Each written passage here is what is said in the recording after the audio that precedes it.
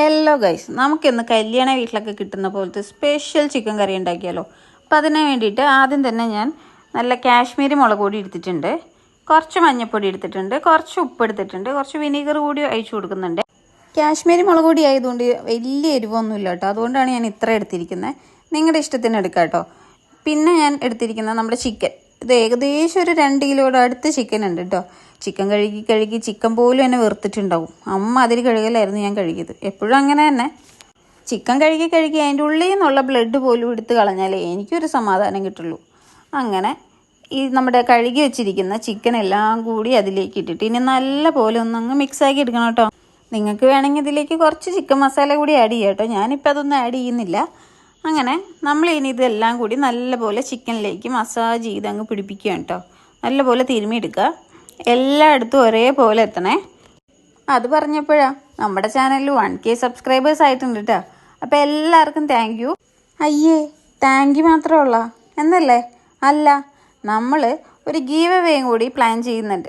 Give അവേയുടെ ഡീറ്റെയിൽസും അതിൽ കുറച്ച് ടേംസ് ആൻഡ് കണ്ടീഷൻസ് ഉണ്ടാവുമേ. അതെല്ലാ ഗീവ് അവേക്കും ഉണ്ടാവുമല്ലോ. അതുപോലെ തന്നെ എന്ന് വെച്ച് വലിയ കാര്യങ്ങളൊന്നുമല്ല, കുഞ്ഞു ഒരു 3-4 കാര്യങ്ങൾ. അതിപ്പോൾ തന്നെ നിങ്ങൾക്ക് എന്തൊക്കെയാണെന്ന് മനസ്സിലായിട്ടുണ്ടാവും. എന്നാലും ഞാനിനി വന്ന വീഡിയോയിൽ പറയാമെന്ന് വിചാരിച്ചിട്ടിരിക്കുക. അത് മാത്രമായിട്ടൊരു വീഡിയോ ചെയ്യാമെന്ന് വിചാരിച്ചിട്ടിരിക്കുകയാണ്. അപ്പോൾ ഇതുവരെ സപ്പോർട്ട് ചെയ്ത പോലെ ഇനിയും സപ്പോർട്ട് ചെയ്യുക. നമ്മുടെ വീഡിയോസിനെല്ലാം അത്യാവശ്യം വ്യൂസ് വരുന്നുണ്ട്, പക്ഷെ അത്രയും സബ്സ്ക്രൈബേഴ്സ് നമുക്ക് കയറുന്നില്ല. അപ്പോൾ സബ്സ്ക്രൈബ് ചെയ്യാതെ ആരെങ്കിലും വീഡിയോസ് കാണുന്നുണ്ടെങ്കിൽ ദയവ് ചെയ്ത് ഒന്ന് സബ്സ്ക്രൈബ് ചെയ്യുക കേട്ടോ. അങ്ങനെ നമ്മുടെ ചിക്കനൊക്കെ ഇവിടെ സെറ്റായിട്ടുണ്ട്. ഇനി ഇതൊരു 10-15 മിനിറ്റ് നമുക്കിനി ഇതൊന്ന് റെസ്റ്റ് ചെയ്യാൻ വേണ്ടിയിട്ട് വയ്ക്കാം കേട്ടോ.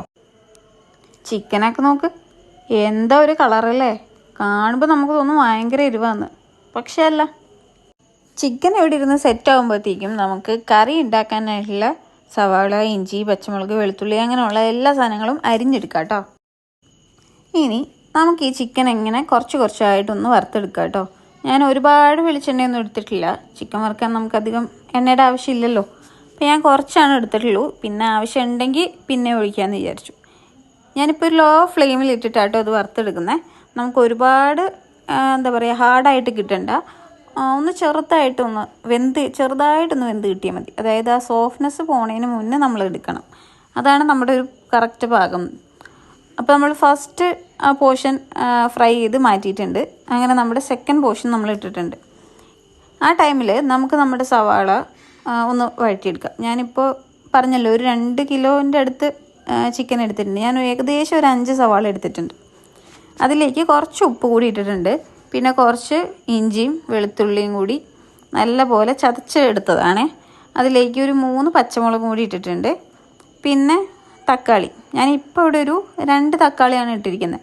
2-3 തക്കാളി ഇടാം. ഈ കറിയിൽ ലാസ്റ്റ് ഞാൻ ടേസ്റ്റ് ചെയ്തപ്പോഴത്തേനും തക്കാളിയുടെ ആ ഒരു പുളിയൊന്നും അത്ര കാര്യമായിട്ട് വന്നിട്ടുണ്ടായിരുന്നില്ല. അപ്പോൾ നിങ്ങൾക്ക് വേണമെങ്കിൽ 3 തക്കാളി വരെ ഇടാം. എനിക്കെപ്പോഴും കറിയുടെ ആ ഒരു അവസാനം കുറച്ച് പുളി കൂടി കിട്ടണം. അങ്ങനെ പിന്നെ അതിലേക്ക് നമ്മുടെ മസാലപ്പൊടികളെല്ലാം ചേർക്കാം. അതായത് മല്ലിപ്പൊടി, മഞ്ഞൾപ്പൊടി, കുറച്ച് നല്ല മുളക് പൊടിയും, കുറച്ച് കാശ്മീരി മുളക് പൊടിയും, പിന്നെ കുരുമുളക് പൊടി, ഇതെല്ലാം കൂടി ഇട്ടിട്ടുണ്ട്. ഒരു കാര്യം വിട്ടുപോയി, ചിക്കൻ മസാല അതും കൂടി ഇട്ടിട്ടുണ്ടായിരുന്നു. ഇതെല്ലാം കൂടി നല്ല പോലെ ഒന്ന് മൂപ്പിക്കുക. മൂത്ത് വന്ന് കഴിയുമ്പോൾ നമുക്ക് അതിലേക്ക് കുറച്ച് വെള്ളവും കൂടി ആഡ് ചെയ്യാം കേട്ടോ. ഞാനിവിടെ നമ്മൾ നേരത്തെ ചിക്കൻ മസാല തേച്ച് വെച്ചിട്ടുണ്ടായിരുന്നല്ലോ, അതിലേക്ക് കുറച്ചും കൂടി വെള്ളം ആഡ് ചെയ്തിട്ട് അതാണ് ഒഴിച്ചത് കേട്ടോ.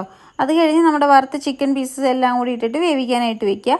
ഒരു 10-20 മിനിറ്റ് കഴിയുമ്പോഴത്തേനും നമുക്കതിലേക്ക് നമ്മുടെ ഏലക്കായും കുരുമുളകും പിന്നെ പട്ട, ഗ്രാമ്പു ഇതെല്ലാം കൂടിയിട്ട് ഒന്ന് മിക്സിയിലിട്ട് ഒന്ന് പൊടിച്ചെടുത്തിട്ട് അതുകൂടി മുകളിലേക്ക് ഇട്ട് വിതറാം.